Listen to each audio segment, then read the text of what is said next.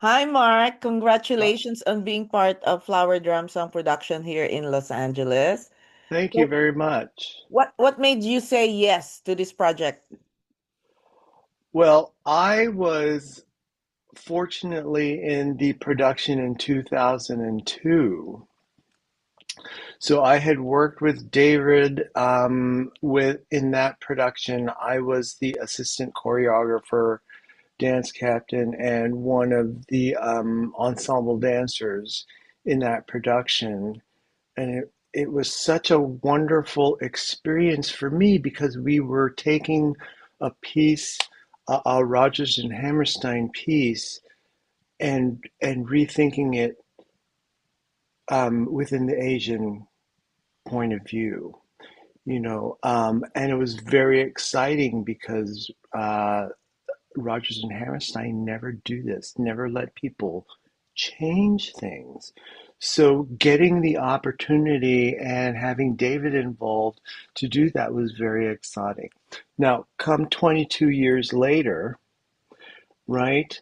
And the show is not done very much. And so when it was done, and now that I'm a man of a certain age, and I'm still performing. I'm still acting. I'm still singing.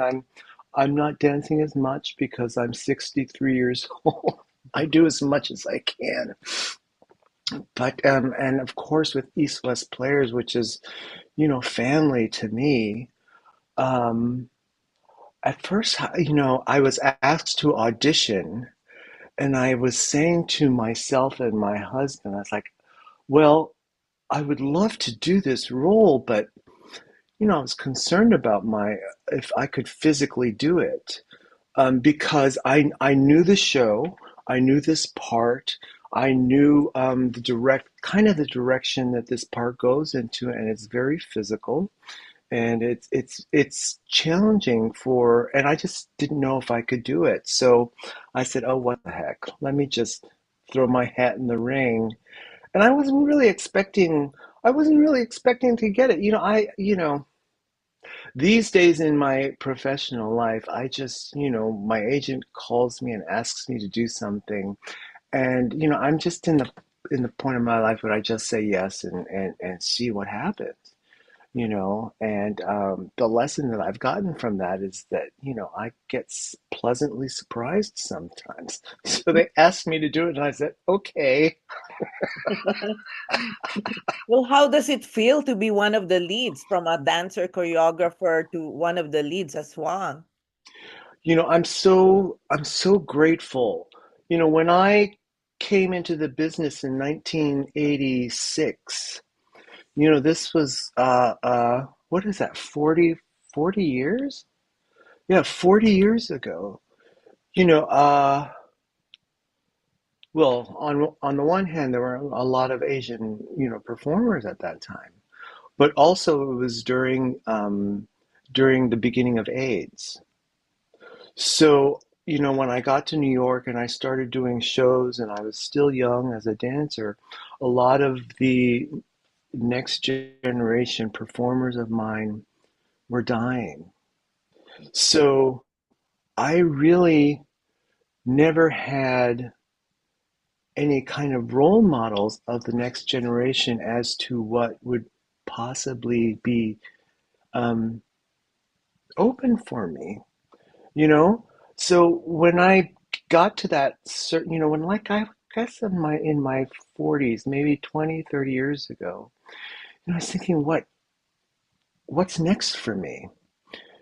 And so I just hung around, and I just hung around. I studied some more, and I just grew into this new um place in my performing life that I never knew existed. I'm so grateful. And for me, in my third act of my life, I'm just feeling so much joy, and since I've stuck around, so many more opportunities have opened up for me, you Mhm. know. And I've learned that all of those concerns that I had when I was younger in this business, were just fan they were not even real because as the older you get well, at least for me, you know to be able to accept the process of getting older and having more experience and being where I am today. I'm just so grateful that I've survived Mhm, and that I'm still here. mhm, And in this show, when I get to do a show with a lot of Asian performers, it's so humbling for me because I get to be someone who is you know paving the way for the possibility of these young kids, mhm, of what could be in the future. mhm, And they look to my experience and they really want to know what I feel a big responsibility, mhm.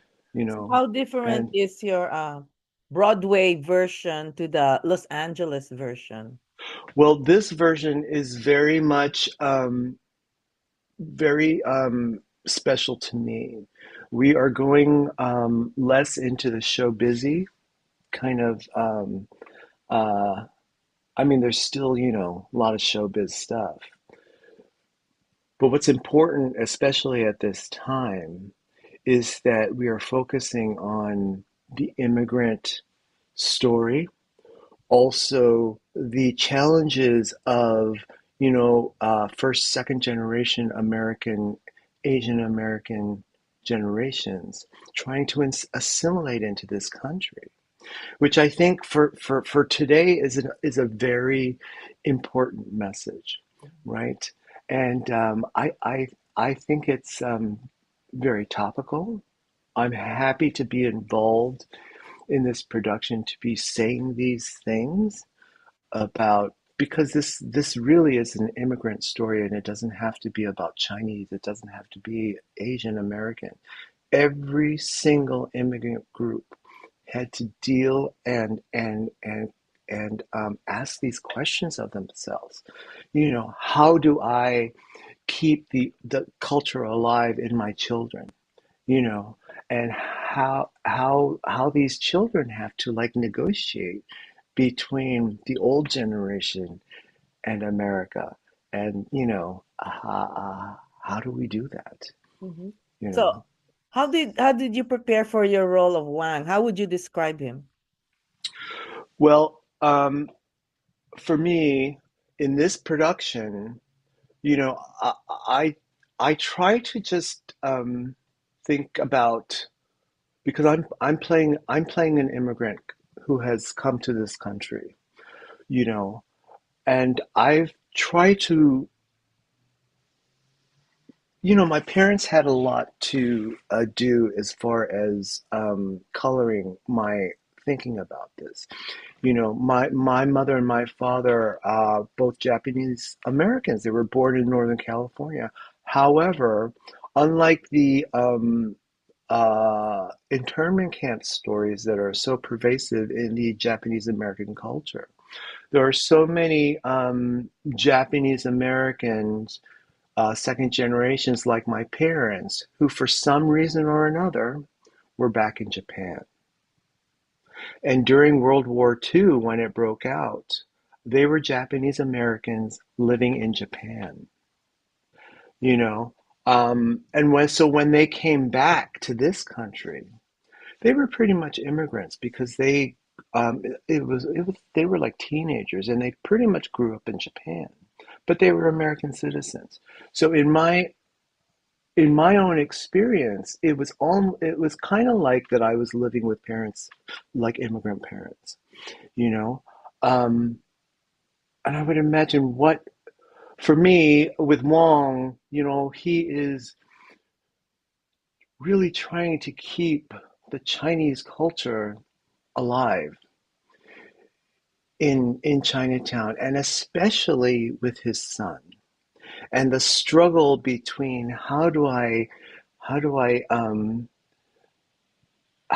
get him to um, believe that this is important.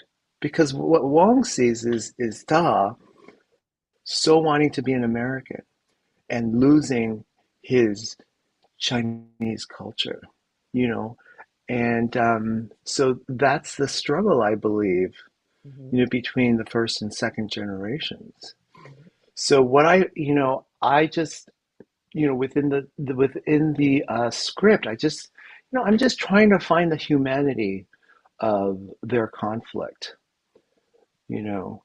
Um, so that's what I'm trying to do today. We're in the second week of our rehearsals, and I'm discovering so much. Um, it's really wonderful. mhm. I have watched the 20 years ago the Flower Drum Song at the Mark Taper Forum, starring Lea With Salonga. Leia, Yeah. yes, yes, So I have was you ever there. I was worked with her there. before? Oh, I did Miss Saigon with Leia. I was in the original company of Miss Saigon in 1991, and I worked with Leia then. She was very young then, and to come back and work with her in 2002, it was just so wonderful. She had grown up so much, and she's such a lovely person. Even today, and so down to earth. I text her now and then.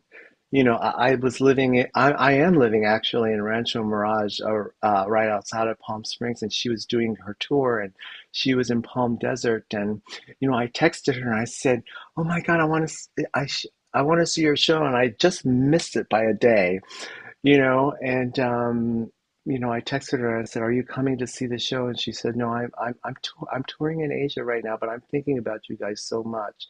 So yeah, I just love her, and she is such a champion of her child who's going through the transition, who is transitioning. I am.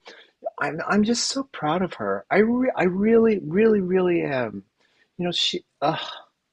Anyway, I can't say enough about Leia. So you're also Sh- friends with Jennifer Paz. So Jennifer Paz, have yes. you Oh worked my with gosh, Jennifer Paz before? I did. In fact, one of my jobs during Miss Saigon, I was the dance captain of Miss Saigon. So all the people, when people would leave and we would get new performers, I was the one that would teach them the show. And Jennifer was one of them. You know, Joe Namadia was one of them as Oh, well. Jen too. Leila Florentino was one of them as well. And so yeah, all the Kims that came through Broadway, and some of it, it was a time when there weren't a lot of Asian American or Asian performers whatsoever. We went all around the country. We went to Hawaii. We went all over the country, looking for people to not only do the Broadway show, but there was also the first national, the second national. So, it was just becoming huge, and then more and more like Asian Americans would come in, and some had training, but most did not, but we did see something in them.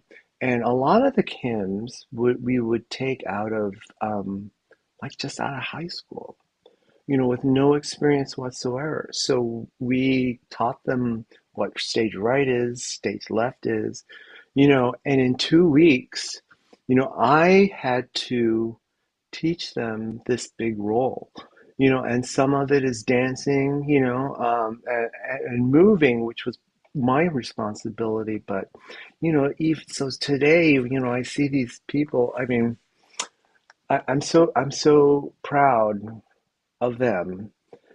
Joan's doing Here Lies Love at Yeah. CTG. Jen's doing so much.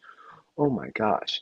And she and Dee Dee and I do their whole Mama Bears thing, and it's, I look on the Facebook and I see all of that they're doing, and it just brings a big smile on my face. So and they're the ones who are being looked up to with this new generation as well. So mhm, it's really nice. yeah. It, So you've been in the industry for a while. So do you think Asian representation is getting better during these times? absolutely, absolutely. I mean, since when I started, absolutely, Mhm, no question. mhm, You know, um, but there are cycles. During Miss Saigon, like 40 years ago, the people who were making the decisions, the casting directors, the choreographer, all of the people who were making the writers, all of them, after since I've been around so while, they get replaced by new people. You know, and then the new people. I've seen this like 3 times in my career, and it gets kind of frustrating. Like we did this before, already did this. But I'm realizing that this education and it continues because the cycle of people become new, and they have to be reminded, or educated about why this is important, you know, and so that's what happens. A lot of times, the younger generation, they get upset because why are we doing this again? And it's because, we have to do it. This this this will not change. We mhm, will constantly have to remind people that we are here. And what the good thing is there are more of us, right? I think the way you change minds is with love, right?